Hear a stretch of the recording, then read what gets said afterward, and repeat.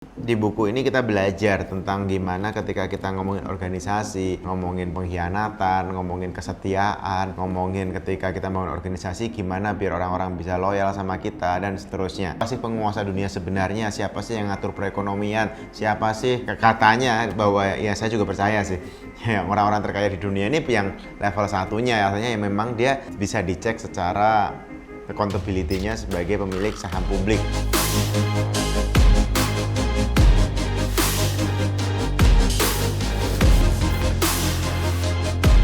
Oke, teman-teman.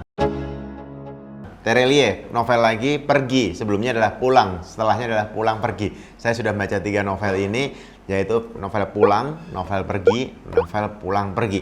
Ceritanya banyak banget, menarik, kisah perjalanan hidup manusia lagi dari dia kecil sampai dia akhirnya menjadi seorang penguasa atau seorang yang berkuasa.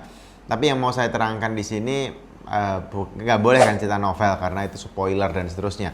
Lebih apa yang saya dapat? Yang saya dapat adalah shadow ekonomi atau ekonomi bayangan di dunia ini terjadinya banyak sekali.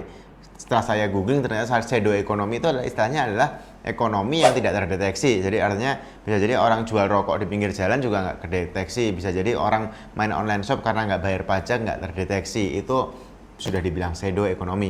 Kita bayar karyawan yang langsung kita kasih duitnya, nggak ada PPh 21-nya, itu juga shadow ekonomi secara sederhana. Yang makin ke sana yang adalah makin siapa sih penguasa dunia sebenarnya, siapa sih yang ngatur perekonomian, siapa sih katanya bahwa ya saya juga percaya sih ya, orang-orang terkaya di dunia ini yang level satunya, artinya yang memang dia bisa dicek secara accountability-nya sebagai pemilik saham publik. Tapi banyak orang yang lebih kaya yang tidak terakses, yang tidak menampakkan diri atau pakai proxy atau pakai orang lain untuk menunjukkan bahwa bukan dia sebenarnya yang paling kaya. Tapi sebenarnya mereka adalah orang-orang yang jauh lebih kaya. Menurut saya ada orang-orang seperti itu. Ketemu juga beberapa kali saya. Nah, poinnya adalah di buku ini kita belajar tentang gimana ketika kita ngomongin organisasi, ngomongin pengkhianatan, ngomongin kesetiaan, ngomongin ketika kita bangun organisasi, gimana biar orang-orang bisa loyal sama kita, dan seterusnya.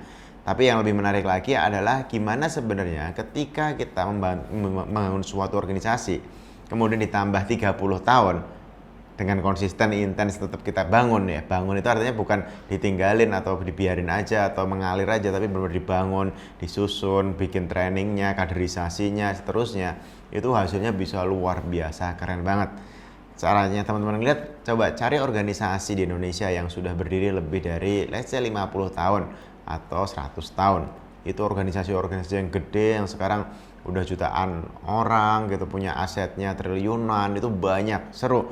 Tapi poinnya adalah gimana biar bisa bertahan puluhan tahun. Nah, itu yang jadi poin saya belajar dari sini, dan mungkin teman-teman yang tertarik untuk bangun organisasi agar bisa bertahan puluhan tahun juga perlu belajar dari siapa, bukan cuma dari buku ini, tapi dari organisasi-organisasi yang sudah bertahan lebih dari 100, 200, 300 tahun.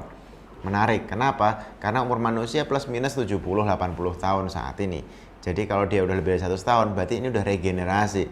Dengan ngomongin organisasi, bisa jadi perusahaan, bisa jadi persyarikatan, bisa jadi ormas, bisa jadi apapun. Berarti kan ada yang namanya tongkat estafet, segala macam ini. Dari mulai pengetahuan, emosional, semuanya tersampaikan kepada generasi berikutnya. Sehingga masih bisa dia teruskan. Nah, goal kita kan tentu seperti itu juga, kalau bikin sesuatu ada legasinya dan masih bisa diterusin. Kalau teman-teman saya tanya misalnya, siapa ya pendiri Sony atau pendiri Samsung atau pendiri, itu mungkin kita udah nggak tahu namanya, tapi orang-orang tersebut yang pendiri Honda mungkin, Toyota mungkin, dan seterusnya. Kita pakai produknya sampai sekarang, ratusan juta orang pakai produknya, tapi kita nggak benar-benar tahu siapa pendirinya. Tapi yang pasti legasi dia masih jalan sampai saat ini. Jadi shadow ekonomi menarik karena itu menjelaskan banyak sekali yang sebenarnya kita mungkin nggak tahu sedang terjadi, dan itu terjadi kalau teman-teman googling dan cari dokumenter-dokumenter pun banyak yang menjelaskan tentang itu, sehingga kita bisa belajar lebih detail tentang apa yang sebenarnya terjadi di dunia ini, dunia perekonomian dan dunia power ya atau kekuasaan yang ada.